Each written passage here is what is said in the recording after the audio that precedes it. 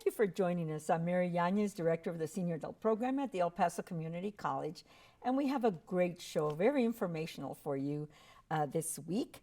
We're going to be talking, first of all, with Grace Ortiz, who's not a stranger to mature living. She even hosts when I have a cold or when I'm out of town. So, Grace, thank you for being with us. I know you're the APS Community Engagement Specialist. Thank you for inviting me. Yeah, and so you have a lot of information for us today because we celebrate during the year different months. What month is this? So October is Financial Abuse Awareness Month with Adult Protective Services. And we want to raise awareness on how to protect our seniors from being exploited. And knowledge is power, and we want to prevent from those seniors being exploited out in the community. And so what is exploitation? So it's the illegal and improper use of an elder person's money or assets. Okay. And a lot of people are just very much fearful of this one crime.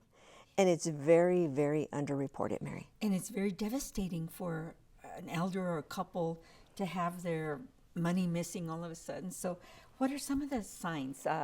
Give me some examples. Examples. So all of a sudden you have missing money on your account and you're trying to figure out what happened. So I'm going to let you know that as we get older, family members are funny. They want to, add me to your joint account. Add me to your account. Let's become a joint account. And then all of a sudden your accounts are being drained every month and you're noticing there's a loss of income there or money. You need to look into it. You need to ask the questions because more than likely that person that got on your account for the wrong reason is taking money from you. Okay. Another thing is unusual use of credit cards. Wow. You know, us seniors, what do? They have an emergency credit card and then they use it every so often, but they're really good about being frugal and not using it. And then all of a sudden they're getting a bill. Well, who used that credit card? Start asking the questions and find out if someone took your credit card, if you have it still in your wallet, because somebody may have taken it or somebody may have stolen your identity. So it's important. Ask those questions. Ask those questions. Next is unpaid bills. That's interesting. Collection letters. Oh, yes. Or all of a sudden you're not able to pay for food, your utilities, they're cutting off your electricity, gas, or light. Why is that happening? And other family members should start asking those questions. What happened? You were able to manage before. What's happening now? Someone else has been taking the money from the account. And so you're not able to upkeep and then the electric company and all those people need to be made aware of changes. Absolutely. And that maybe they can report to the Adult Protective Services to look into it. Yes, and to so help them. That's what they're going to be looking at now. If they see someone who needs help, they're going to ask us to help and intervene and see how we can help them catch up with their utility bills. Missing possessions or missing property at your home, it may be theft, it may be not, but it's funny. We have a ring that Grandma gave us. And we've been taking care of it forever, and you have it this one spot, and everybody in the family knows you have this ring, and it's gone, and you don't know what to do. And you start asking family members, have you seen it? And this is just jewelry, but it could be different things. A beautiful Yadro statue. It could be a collectible, a painting, and it's gone, and you know it was there. Yeah. And sometimes family members will tell you, oh, you're just forgetful, you don't know where you put it. Exactly. But in actuality, they took it, and once you make that report with the police department and with us, Adult Protective Services, we find out that it was pawned. Oh. Some family member pawned it needing cash. Instead of asking you for money, they took your possession that was very, very important to you. Very good. And those things need to be reported so that they can be investigated. They do. That's the only way that we can investigate to find out and get to the root of the cause of exploitation. Yes, and like I said, it's very much underreported.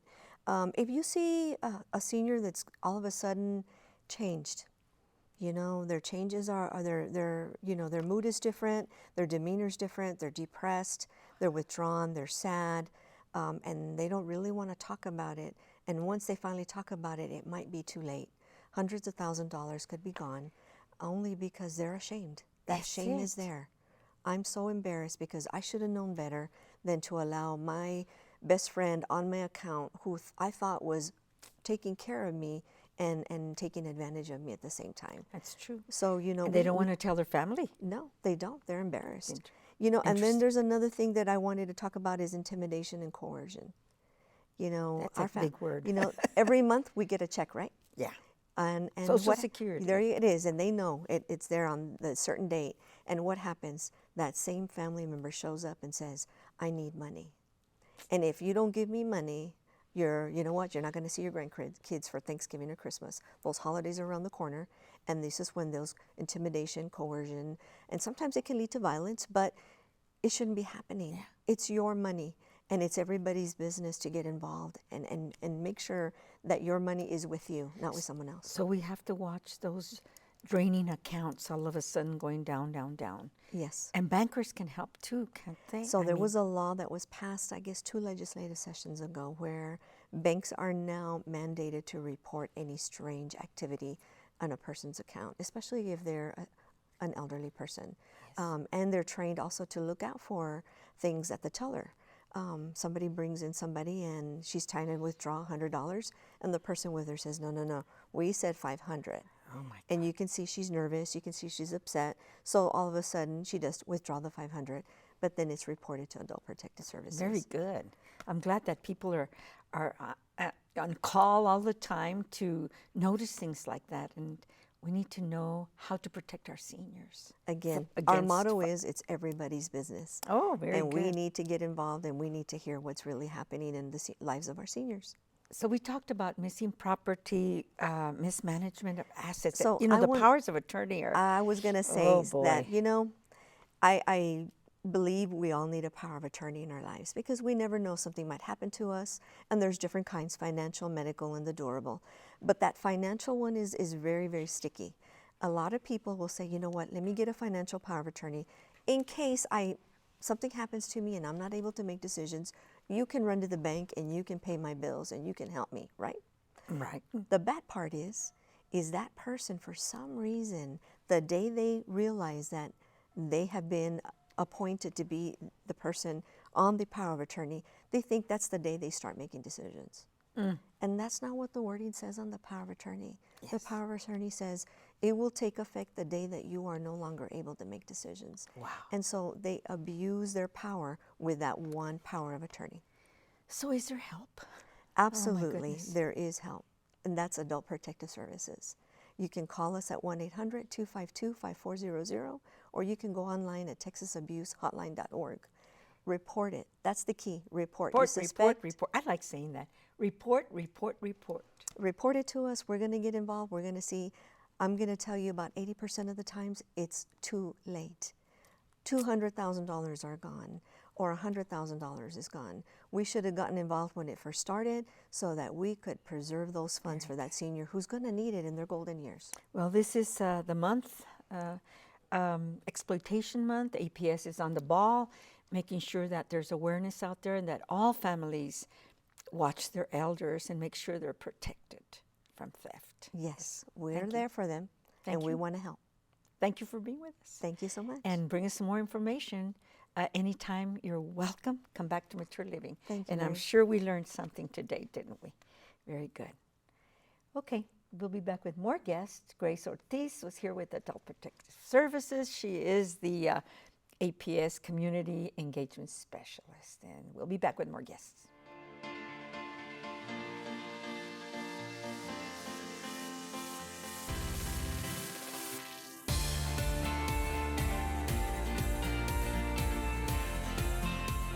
June 28th is a significant date for EPCC.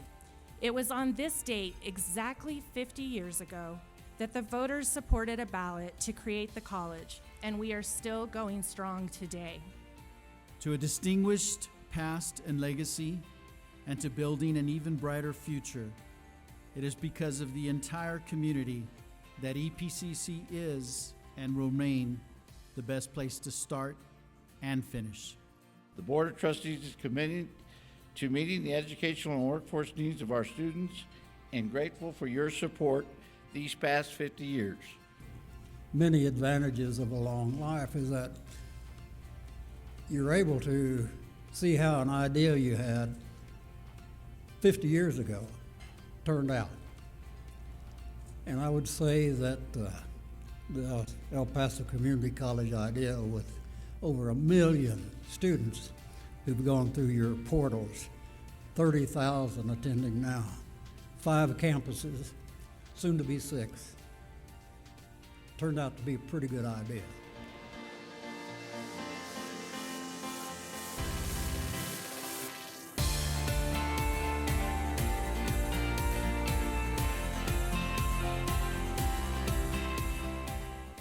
So I'm glad you're still here watching Mature Living because we have some great activities to share with you. A lot of things to do in the fall. And one of our wonderful community partners is the City of El Paso Parks and Recreation. And there's a particular division, the senior division, that we are very close to because we do serve elders in this community. And so we have invited David Lopez, who is the senior division coordinator, manager. Yes, good morning. And Director. once again, thank you for the invitation. Another season, and it's always good to be here and provide information to the community about our services. Super, and you mentioned something a little bit ago that, what is it, aging is universal? Well, aging is universal, and we cannot stop that. So That's it. that applies to everybody, even the young kids. And I said, we have to live until we die. Exactly. So So who did you bring with you? Well, today, your new assistant? I got Jorge Jaime. I'll let him introduce himself, but he's going to be the new assistant coordinator since Joe Faulkner retired, and he's going to take his place. So he's the one who's going to bring some We're news. going to train him here, right? Yes, looking forward. Okay, tell me a little bit about your fall activities for the city. Well, every year, we always trying to develop programming activities for every season. So the summer is already gone, and now we started with the new season, which is the fall. And with the fall, we bring new activities with a lot of energy, preparing for that holidays date. So That's on true. the senior division, we have 11 senior centers, and 11 senior centers. We celebrate the fall in different ways. So we started especially with dances, with sport activities, Costume parties. costume dances is what the senior like to dance a lot, celebrate. So you go to all the centers and they already decorated as the fall, and it's beautiful. So we're trying to get in that spirit for this fall, and usually, yes, people respond because this is holiday season. So And it's cooler, isn't it? So, it start getting The cooler. weather's So nicer. weather is nice. Jorge, what are you working on? How are you getting So involved? my duties are more leaning towards special events, senior games. Senior games Oh, is a that's- seasonal we have every year. This upcoming year will start on February 22nd, and it will run through May 6th. We're going to have anything from basketball, volleyball, swimming, tennis, just all the activities, but they're targeted towards seniors 50 and above. Very good. And that is how many participants do you usually get? Gosh, we average, I would say, around 150, but our target actually comes out from even out of town. We have travelers that come every year specifically for our senior games. Can we someday host one of those big? Well, this is Events? on talk when we met with the state. They would like to bring the state competition here in El Paso. So we're ready for it. I think El Paso be ready. They brought the nationals to New Mexico, Albuquerque. Yeah. So it was pretty close. So maybe Maybe they'll say yes. yes. Maybe our proposal will get accepted. And so, what are you doing about? Of course, fitness is one of the things senior games. Tell me about. I know you're a passionate about Well, fitness. Like I said, we're trying to develop activities for the seniors to increase the quality of life. So we develop a fitness program for the 60 and over. This particular program is for the seniors to trying to get in shape, which is never late. It's never late. So on this group, we develop a pilot program with 15 seniors, and we have a year already. And based on that pilot program, we demonstrate the physical activities benefit everybody. So on this particular program, we do assessments, and when you come into for the first time, we take your biometric assessments and all that, and for 3 months or 12 weeks, we're gonna get you in shape, and we're gonna demonstrate what areas that you improve or not improve. So there's 5 components that we concentrate, which is the cardiovascular capacity. So obviously cardiovascular is very important for your body, for your life. Yes. So we're trying to increase your cardiovascular capacity. At the same time, while you're increasing your cardiovascular capacity, we develop endurance. So you're able to sustain an activity without fatigue. Yes. So people will see that, at the beginning they were tired, but little by little they start getting in shape. And the third component is strength, develop muscle strength. So obviously when you age, you're losing that muscle strength. And we're trying to compensate that loss doing strength conditioning.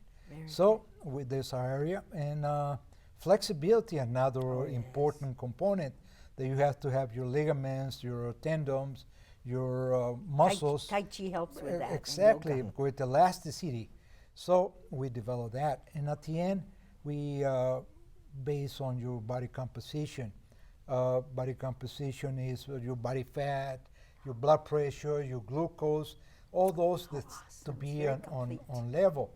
So at the end, we see all those areas. Okay. And people have been demonstrating, they've been improving in those areas. Even people that have been in medication or have a certain condition, they lower the medication or they get rid of some medication. We have participants that have been given the blood pressure medication because they've been losing weight. Very good. And they've been more active.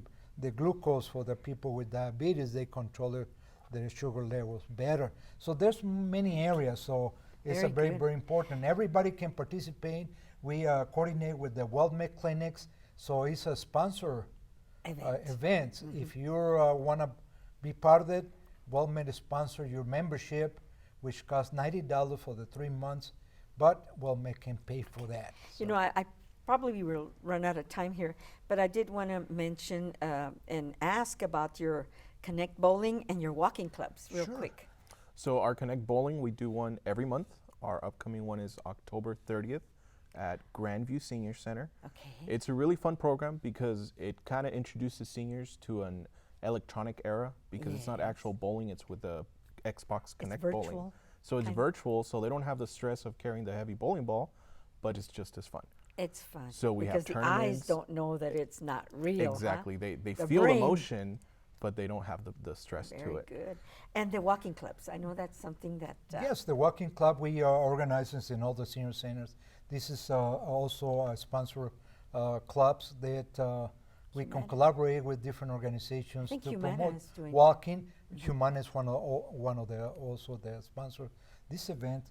And for the last 3 months, we collect 38 million steps Wonderful. in four centers. So what we're trying to do is get our seniors in El Paso in shape. In Active. active. To Yes. improve the quality of life. So any other information, you can call us Okay. at Yes. Our office number is 212-2152, and I can help you with any questions for senior games, or I can direct you to the senior center I'll you be wish to calling talk to. you Yes. because the community college senior adult program wants to be a partner in whatever we do course. to help our elders. Well, you've got a lot of information, a lot of activities. Thank you for being here, David Lopez, Senior Division Coordinator, and of course your assistant, Jorge Jaime. Thank you for being with us. Thank you for for the having us. invitation. Thank you. Okay. We'll be back with more guests. My name is Julie Caffey Cruz, and I'm the instructor for the senior adult drawing class. I've got students that have taken this class many semesters, and some that are brand new to the class.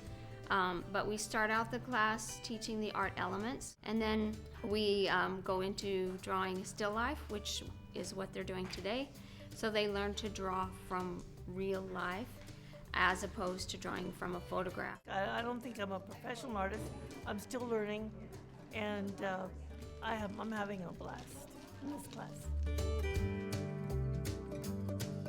Well, we want to finish out this show by talking about new ideas, new innovations, and how we're going to serve our seniors in this community.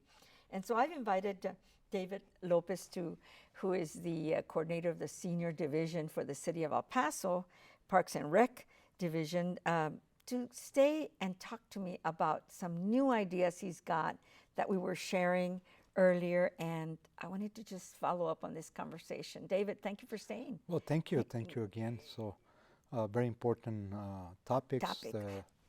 Like the question, what do baby boomers want? Exactly. How are the senior centers and how are the services going to change in the future? One of the things right now, Mary, we were talking after the year that this generation is very demanding. Baby boomers are very demanding because they're the young ones right now on the 60s, 70s, but very, very different generation as the previous one, and they're more demanding on things that apply to their generation. Yes. And they're more technological, they're more academic, they're more physical capable. Yes. So this generation is kind of the young generation as the previous one, and we want to find out how can we cater to them on the senior centers and get rid of the stigmas about seniors is someone who is frail or not. So this generation actually don't accept to be called in seniors. That's right. They don't even like the word. Exactly. But that's why we need to change the meaning of be a senior, especially starting with this generation. And the seniors are more active now. They see themselves active. You see the commercials. You know, the seniors are like running in the beach and, you know, bicycling and doing all kinds of things. It's not the same as maybe the older generation it's not from the same, previous. and that's what little by little we've been develop activities for this young generation, the baby boomers, that demanding that, especially physical activity, technological, more academic on that. So we would like to provide that opportunity for them to come and be part of that and change the meaning of the senior. Very good. We have Generation X coming up, and they're probably in their 50s, and they're going to have their thing. That's going to be different, especially on that generation, where right now they're in the 50s, and we don't know what they're going to demand or what the technology is. But for right now, we want to care about this generation, baby boomers. which is the technology. How are we going to apply that technology? What might be an idea or an innovation that you have talked about with your partners about maybe a virtual senior center? Or how does that? Yes, right now we've been approaching the university, UTEP, to conduct research on different aspects of the seniors. And one of them is through the IT programs, IT technology and computer age and all that. So right now the technology is here. How are we going to apply it into our seniors, you know? And how are we going to keep catering for this old generation that is leaving right now, that maybe they're not going to attend the senior or recreation activities? So, okay, for them, we're going to develop maybe virtual senior centers because we have the technology. The connectivity is important. Keeping seniors connected to exactly. Be part of that too. So with this technology right now, the seniors can still connecting to the centers or with the activities because dances. We have the smart TVs and it can be programming to all these activities that happens in the center. It can be live or can be recorded. Even this show could be part of that virtual going to mature living. Sometimes, you know, right now that the technology is here, that they can even just demanding, like, Alexa, can you turn on the TV? Can you connect me to EPCC Mature Living? Yeah. And they're right there connecting. Can you bingo? Bingo, I want to play bingo. So they play bingo even at online. The senior centers? Or can be want to talk to someone through Skype, and they having a conversation virtually on the center with the partners. So technology is here. We just need to apply it, and it takes a lot of collaboration, especially with people that are there's the specialty, especially in conducting the research on that. I'm looking for volunteers also, David, to teach classes. Exactly. The retirees have a wealth of knowledge and experience that they can share with their peers. They're great volunteers. We can still develop those workshops on all those educational programs, so they can still very active teaching not only the old generation but also the young generation. It's important to keep that culturally, passing all that knowledge to the new generation. We were talking earlier about not treating seniors like children. Tell me about that, your ideas on that. Like I said, aging is universal, and yes, our body and mind, they've been diminished with the time, but that doesn't mean that you cannot keep that young spirit and all that. So we have a lot of professionals, we have people with a lot of knowledge, but they don't have the space, they don't have that. And only because your physical is not young anymore, they think your brain is not. Okay. So people tend to trying to treat them like children. Treat them like children with distraction. Obviously, there might be a condition in certain person, but no. And these elders have raised children. They've got kids that are now gone through college. They've helped them to educate them. They're doctors, lawyers, they're professionals. And so they've lived their lives. They've worked hard. They've contributed to society. And we need not to diminish them. Exactly. We need to raise them up. That's why we need to change that mindset. Culture. And that's the challenge for this young generation.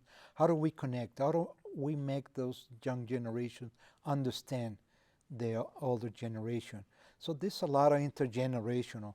In our program, that's why we connect with the university students, because they need to understand for them and for this generation, because aging is universal and they're going to be there at the same time, and they're going to create their own environment. How are they going to age? That's right. How are they going to get treated? How do you want to age? How do you want to be treated? Exactly. So all those bases can be set and be ready for it. Yes. And this is why we're trying to open all this research, all these panels to listen to this important generation, because we can still learning on all that. So. And I think we're in the business of serving older folks.